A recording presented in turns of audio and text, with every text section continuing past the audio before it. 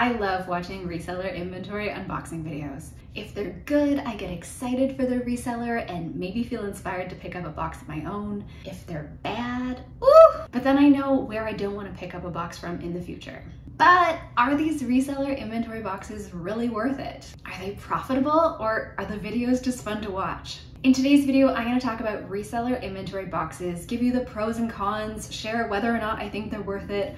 Plus, I'm going to give you a behind the scenes peek into some of the boxes I've purchased, including one that I've never talked about really, and it was so terrible. My name is Ashley and I'm a reseller based in Toronto, Ontario, Canada. If reseller content is your jam, I would love for you to give this video a like and be sure to subscribe so you don't miss a video in the future. When I first got started with reselling, I watched a lot of content on YouTube, Instagram, anywhere I could get it. And it's how I learned a lot about reselling and all sorts of different brands. I saw some resellers doing unboxings of these larger inventory boxes and it was so exciting to watch, but I didn't think I was there yet. I don't fully know what there means, but just roll with me here. When I started reselling, I really started with selling things from my own closet, and then I started thrifting and I found a good groove and started to grow my business that way. Everything changed at the beginning of 2020 and things shut down in Toronto. And I was like, what am I gonna do now? I've just got this business going. I'm so excited. How do I keep filling up my closet with inventory without selling all of my own clothes? So one night I went down a Google rabbit hole. I found a company that sold liquidation boxes based in Canada and placed my first order. And before I share more about what a total disaster that was, let's go through the basics of reseller inventory boxes. As a reseller, there's tons of different places that you can get inventory. And one of the options is to purchase a large box of inventory from a liquidation company or maybe another reseller. These boxes come in a wide variety of sizes, styles, conditions, and more. You can really find anything. Sometimes these boxes are manifested, which means that you get details on what's inside the box. That might include the brand, the style name, the size, and maybe even a link to what the item looks like. Or sometimes they're unmanifested, which means everything in the box is a total surprise. You might know the brands that are included, the conditions of the items, but what you actually get and the individual items and quantities will be a complete surprise. The condition of the items in these boxes can really range, and sometimes you'll see boxes that are new with tags, new without tags, used items or pre-owned, and sometimes they might include words like shelf pulls or customer returns. That description will give you a good indication of what condition the items in the box will be in and what to expect a little bit more. And most companies will share a percentage of items that might be damaged. Usually this is around 5 to 10%. In most cases with these boxes, you're gonna get a larger quantitory. What's a quantitory? Quantitory is quantity and inventory mashed into one. In most cases, you're gonna be getting a larger quantity or value of inventory all at one time, all the way up to half pallets or pallets, and that can include hundreds of items. The overall cost and the cost per item is really gonna depend on the company, the type of box you're getting, the condition, all of that. And in some cases, the cost per item might end up being much lower because you're getting such a large quantity of items at once. So it might be comparable to your cost of goods if you were thrifting, maybe a little bit less than if you were doing retail arbitrage. It really depends on the company, the box, and what you're getting. You're also gonna need to factor in shipping to your cost. And if you're ordering something in Canada from the US, my favorite, you're gonna have to account for the US dollar to Canadian dollar conversion, plus any duties and taxes you're gonna have to pay. So far, I've only found a handful of companies that do these larger liquidation boxes based in Canada, and that's one of the ones I'm gonna share that wasn't so great. So most of my experience ordering these boxes has come from ordering boxes in the US. In some ways, you're saving time with these boxes because you don't have to find each piece one by one. But there is time that goes into researching the boxes, the companies, and figuring out what kind of box or pallet you wanna get. And then of course, there's time to process all the items once they actually arrive. And that can mean sorting, cleaning, mending, photograph, listing, all the stuff you'd normally have to do anyway. With these boxes, there is gonna be a risk associated with them because you're usually investing a larger amount of money in purchasing the box, and whether it's a manifested box or not, you don't fully know what you're going to get and the condition that everything is going to be in. And unlike purchasing items one by one or choosing the items that you want to purchase, you don't have a lot of say over the individual items, the seasonality, the aesthetic, or whether or not it's something that you'd normally pick up. Even if the box is manifested, you don't usually have full visibility into the item to know what's going to be involved in getting that item ready to sell. And there's lots of companies and other resellers who sell these types of boxes. You can do a quick Google search, or you can can start to follow other resellers or Google something like reseller unboxing to see what's out there. And as I've mentioned too, sometimes resellers will purchase a pallet or huge amounts of inventory and make some smaller boxes to sell to other resellers. So that can be a good way to kind of dip your toe in without purchasing a huge quantity of inventory. If you've ordered your own box of inventory from one of these liquidation companies or another reseller, I'd love to hear about your experience, so be sure to leave a comment. So now that we've gone through reseller inventory box 101, it's story time. As I mentioned, the first reseller inventory box I purchased was at the start of the panini in April 2020. It was a Canadian company, nameless up to now. I paid in Canadian and I paid about $74 for shipping. I did a whole bunch of research into the boxes that they offered, and their boxes were manifested, so I was able to check out the items, the brands, and I got kind of excited about what was included. The box promised 66 units, and I wish I had filmed my excitement when it arrived. I knew that they were returns from a large Canadian retailer, and as I said, it was manifested, so I knew what was going to be included, but I had no idea what I was in for. It was at the start of my YouTube journey, and initially I was going to make a video, but I got really excited and decided to open the box ahead of time, and then I figured I would make a video later. One of the things I was most excited about for this box was that it had a bunch of winter coats. It was at the end of the season, but I knew that the winter coats had great value, and even if I had to sit with them for a little while, they would sell later on. I think I told this story before, but most of the winter jackets were on top, and one of the jackets I was most excited about was sitting at the very top of the box when I opened it up. It's a brand called Noise. They're a vegan brand. They sell beautiful winter coats, and I pulled it out. And it was my size, and I was like, oh my gosh, this is a great jacket. Maybe I'll keep it for my winter jacket. And so I pulled it out, I unzipped it, it looked great. I believe it still had its tags on at that point.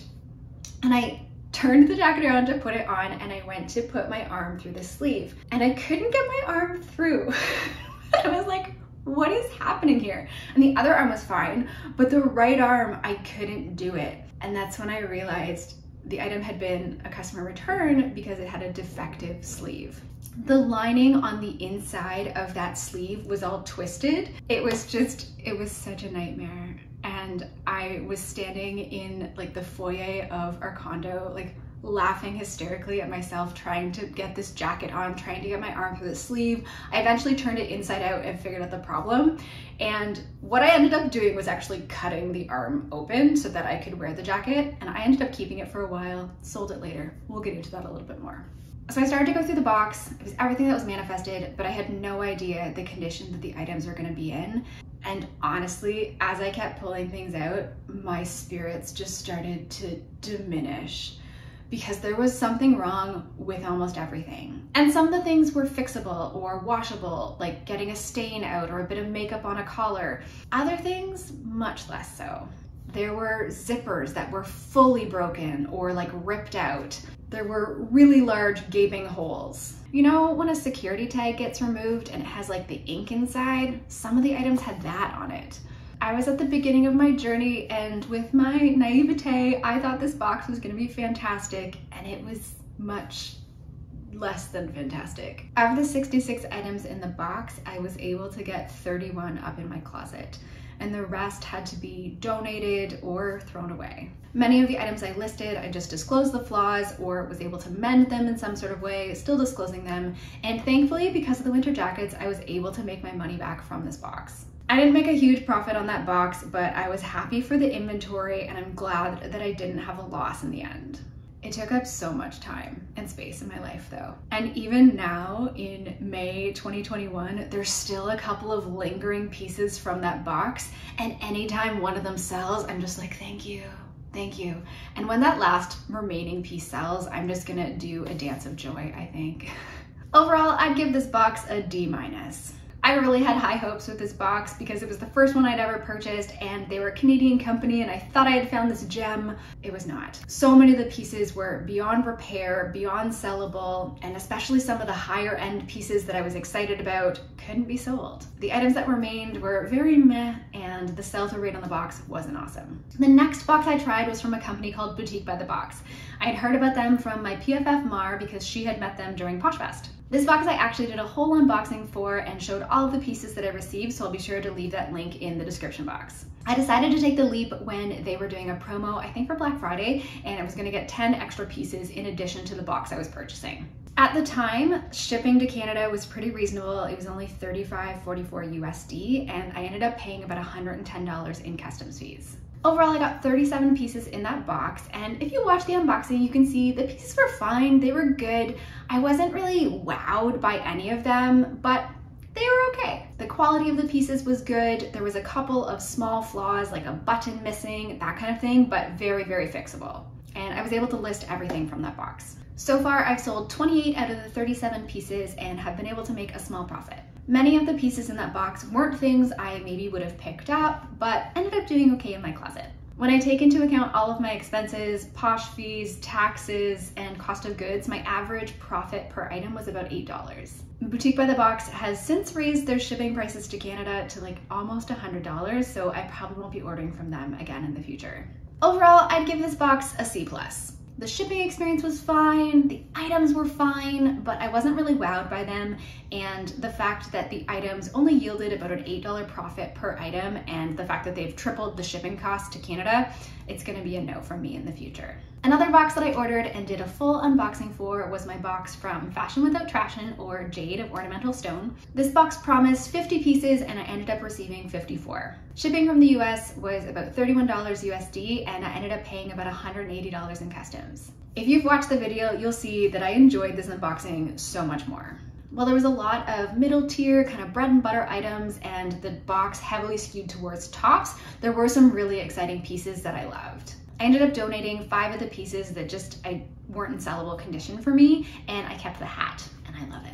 The condition of the items was very similar to what you'd find in a thrift store, and some of the items were even new with tags, which was awesome. The work that needed to be done was super manageable. A couple stains to be removed, a company logo that I removed with a seam ripper from a Patagonia sweater, and a couple of flaws that I've disclosed in the listings. There's one piece I've yet to list. It's a gown. Maybe I'll do that this week.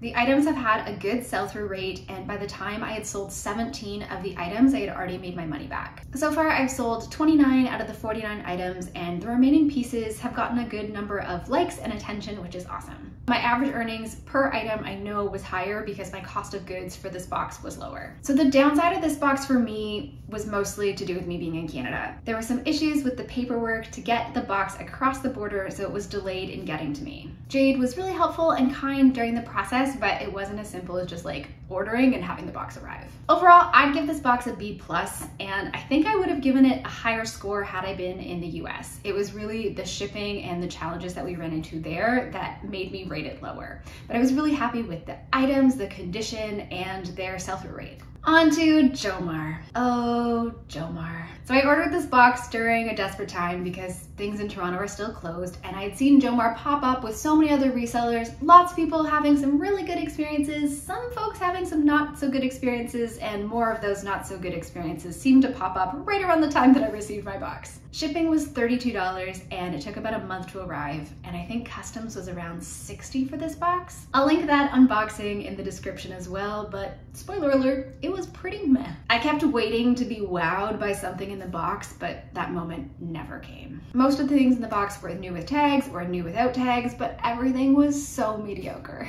We're just like, what? Why did you send this? I've also heard from other people since then who have received almost an identical box and had an almost identical reaction to mine. I listed everything on Poshmark and one item on eBay in late April and early May, and so far 4 things have sold, which is better than nothing, I guess. But most of the items haven't gotten a lot of attention. I've seen some other people have really good experiences with Jomar. Mine just wasn't one of those. For the cost and the time it took to ship and the items themselves, I would give this box a D. I really hope I make my money back.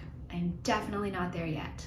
Thankfully, it wasn't as big of an investment as some of the other boxes that I purchased, but still don't want to lose money. And I probably won't order from them again. Things are still closed here in Toronto, and so I decided to try something a little bit differently recently by ordering a box from Liquidation. I've heard about people having some good experiences with them, and so my interest was piqued, and I did a little bit of research and saw what they were offering. I'll also link to some videos from Lindsay Nicole in the description box because she's recently done some really great videos on Liquidation, her experience with a larger palette, and just kind of what to look for when you're looking at these inventory boxes. So after doing some research into Fox Liquidation, I decided to purchase one of their smaller lots of intimately free people items. Now I know what you're thinking. Does Poshmark really need more free people? In Canada, free people is saturated to an extent on Poshmark Canada, but definitely not as much as it is in the US. Because Fox Liquidation does manifested boxes, I was able to choose a box with contents that I wanted and do a bit of research on the items and see what was selling and what had already been listed on Poshmark Canada. They were having a sale and I decided to take the leap. The box I purchased was around 150 USD and shipping was just $15 USD.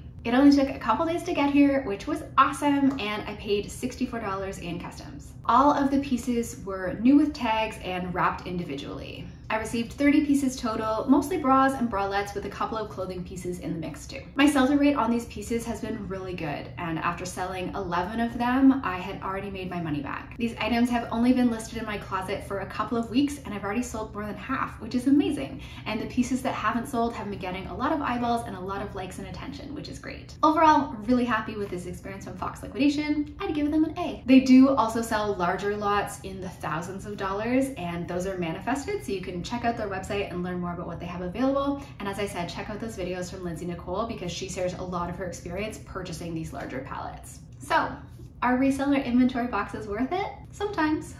Overall, there's so many variables and things to consider. It can be a great way to get your hands on a larger quantity of inventory, and depending on the condition and the items themselves, they can sell quickly and you can get a good return on them. As I've shared in this video, I have a bit of experience, but definitely check out other resellers who have purchased larger lots, maybe from different companies, to get a better understanding of what has been working and what hasn't worked for them. By watching these videos, following their experience, asking questions, you can definitely get a better sense of if something like this will work for you and be educated so you can make the best choice for yourself and your business. From a timing perspective, it can definitely help you to save time on the outset because you're not looking for each of these pieces individually and you're getting a larger quantity of inventory all at once. But depending on the condition of the items when they arrive, the amount of time you spend might end up being around the same. There's also time involved with research on the boxes, on the pieces themselves, on processing, listing, photographing, doing all the things you'd normally do with anything you purchase for your reselling business. In Canada, we also have to consider the true cost of these boxes. When you factor in the US dollar to Canadian dollar conversion, shipping, customs, these boxes can end up being a lot more money than they seem, which increases your cost of goods. I've always felt like figuring out customs is a bit of a mystery, and my friend Tabs shared a really helpful link that I'll put in the description that can help you estimate what your customs fees are gonna be. I haven't used it and then received a box and then compared the two, but it seems like a really helpful tool, so thanks so much, Tabs, for sharing that with me. I've shared an overview of the experiences I've had, and some have been great, others have been not so great. I'm really thankful I haven't gotten into a situation where I've lost a significant amount of money on an investment with one of these boxes. I can only imagine what it would be like to spend hundreds, even thousands of dollars on one of these boxes or pallets and get something incredibly disappointing that you're not able to make your money back, let alone a profit. I also want to say that while it can be so exciting to watch the unboxings of these videos, follow people's journeys, and it can be really easy to get FOMO, if you're not in a place to make one of these investments or these items don't fit in with your business model, you don't have to do it. There's no right or wrong way to run your reselling business, and purchasing one of these boxes isn't for everyone. I would love to hear from you. Do you have a different perspective on reseller inventory boxes, having purchased one of your own, or maybe just watching this video? Let me know down in the comments. I honestly don't think I would have purchased as many of these boxes as I have if things hadn't been the way that they are in Toronto over the last year. I've really wanted to continue moving forward with my reselling business, and purchasing these boxes has allowed me to do so. While I'm currently waiting on a couple of boxes of inventory to arrive, things are supposed to be opening up in Toronto again in the next couple of weeks, and I am really excited to get back to thrifting and sourcing in the way I used to before. If buying these boxes isn't for you, or you just want to live vicariously through some of my adventures with future inventory, be sure to subscribe so that you're notified for any future videos that I make. If you're looking for new sources of inventory for your reselling business, I'm going to link a video here where I talk about 7 different places where you can score inventory for your biz. Thank you so much for watching, and I hope to see you soon.